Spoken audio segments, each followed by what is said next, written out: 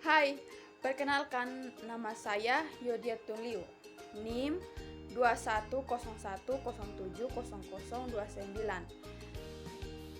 Saya dari kelas 5A. Di sini saya akan membuat sebuah video tentang kasus siswa pukul guru di Bima akibat tidak diterima di Tegur merokok. Video ini saya buat untuk memenuhi tugas mata kuliah kriminologi. Selamat menyaksikan. Baik teman-teman, sesuai penjelasan saya tadi di atas, di sini saya akan menjelaskan sebuah kasus tentang pemukulan guru di Bima akibat siswa tidak terima ditegur merokok di dalam kelas. Teman-teman, pada kasus ini, saya akan menjelaskan menurut sudut pandang kriminologi, yaitu tentang teori-teori apa yang dipakai dan solusi-solusinya. Baik, tapi sebelum daripada itu, kita harus mengetahui kronologi dari kasus tersebut. Baik teman-teman, aksi pemukulan guru di Bima terjadi pada tanggal 7 November 2023 sekitar jam 9 pagi. Pemukulan ini terjadi saat MS atau guru mendapatkan HM atau siswa dan teman-temannya sedang merokok di dalam kelas. Saat guru atau MS ini menghampiri dan menasihati mereka tidak mendengarkan, tetapi HM ini atau siswa ini langsung memukul guru mereka. Saat kejadian pemukulan itu terjadi, guru atau HM sempat melawan, tetapi ditahan oleh teman-teman dari pelaku. Setelah kejadian itu, pihak sekolah mengetahui aksi pemukulan itu, langsung memanggil pelaku ke ruang BK atau bimbingan konseling, tetapi ia takut dan melarikan diri. Saat pelaku melarikan diri, ada beberapa masyarakat yang mengetahui aksinya,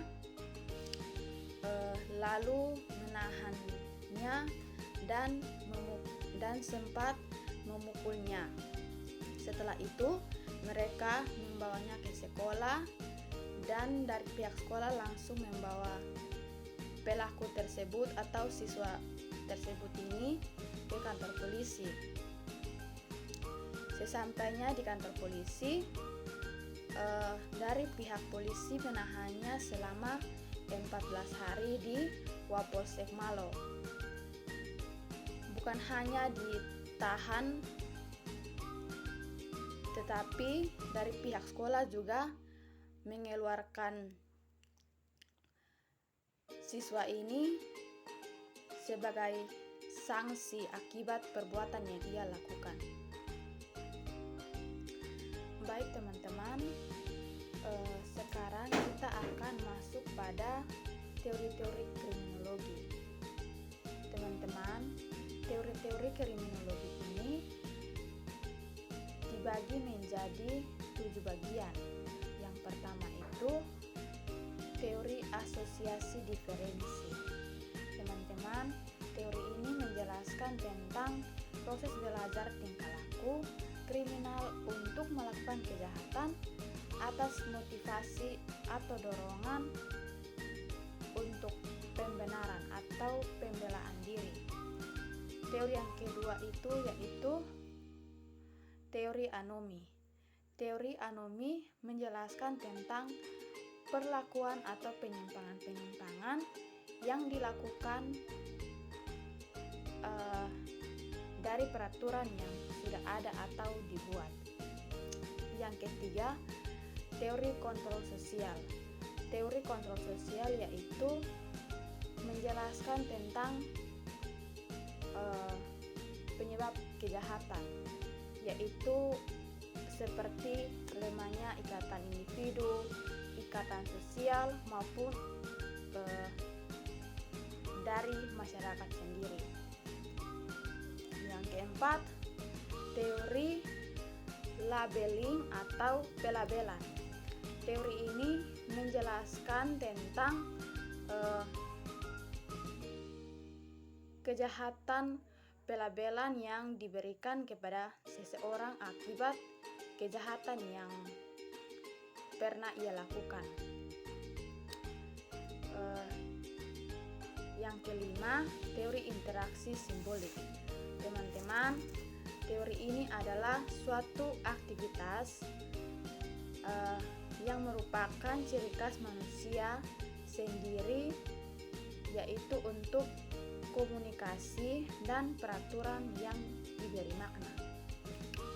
Yang keenam, teori subkultur. Kalau teori subkultur itu dia lebih menjelaskan kepada kenakalan anak remaja. Dan teori yang terakhir itu teori konflik.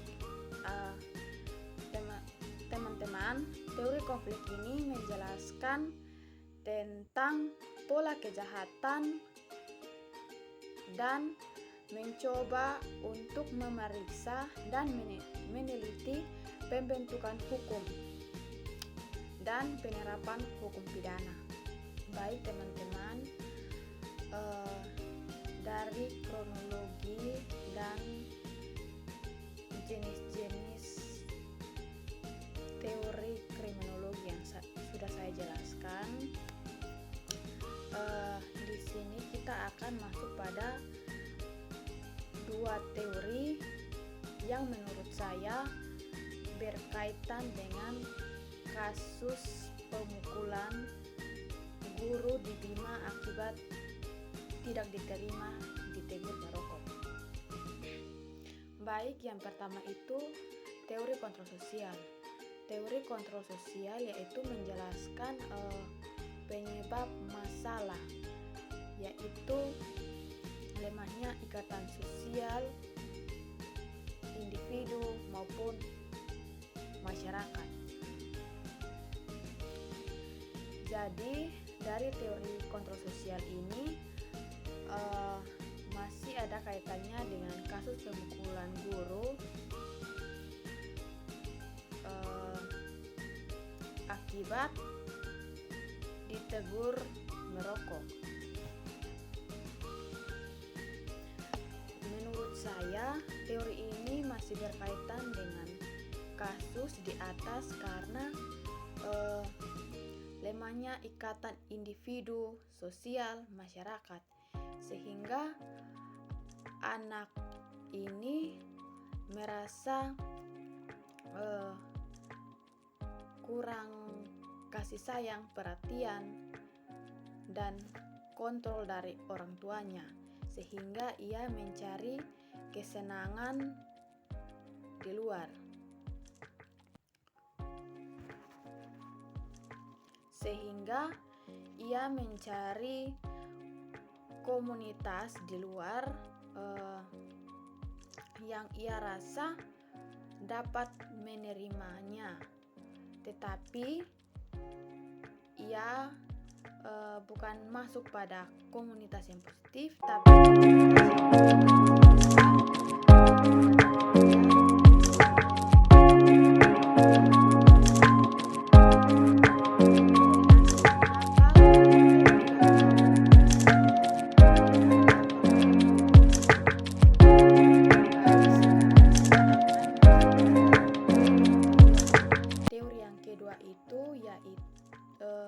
menjelaskan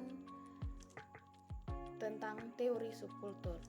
Teori subkultur ini lebih menjelaskan kepada kenakalan remaja.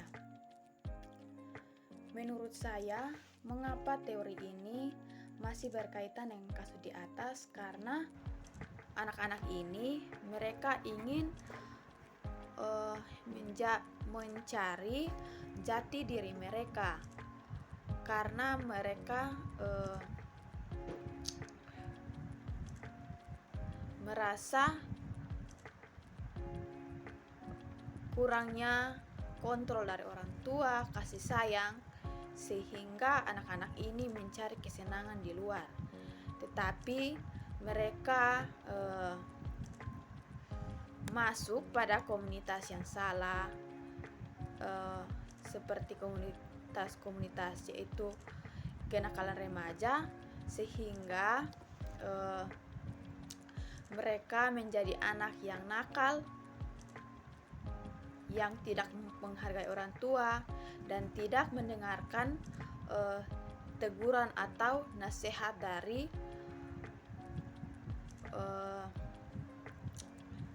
orang tua atau guru, sehingga saat orang yang lebih umur dari mereka menegur mereka, mereka tidak menerima, sehingga mereka melakukan kekerasan.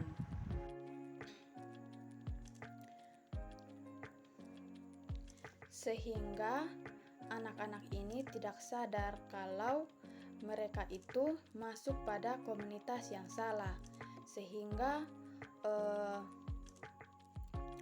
mereka menjadi anak yang nakal dan tidak mau mendengar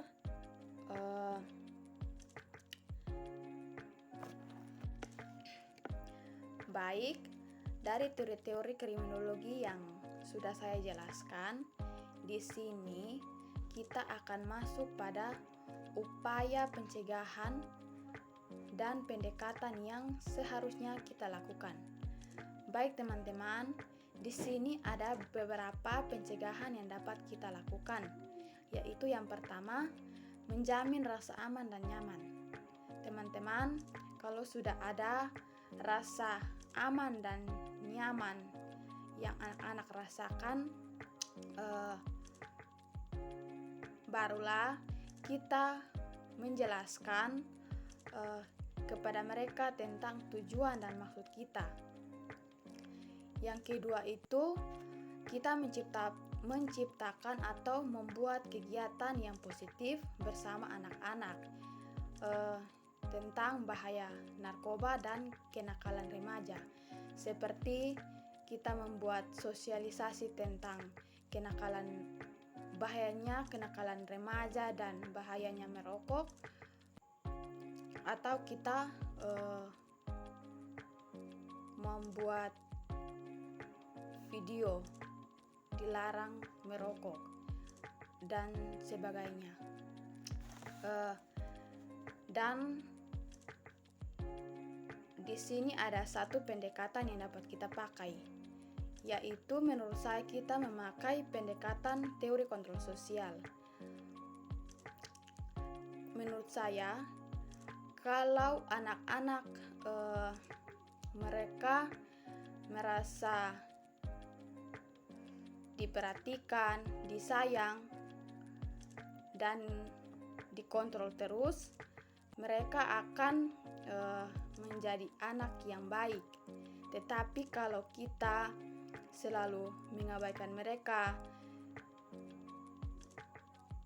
maka mereka merasa mereka itu tidak merasa penting, sehingga mereka akan mencari kesenangan di luar, tetapi mereka tidak sadar mereka akan masuk pada komunitas yang baik atau komunitas yang tidak baik.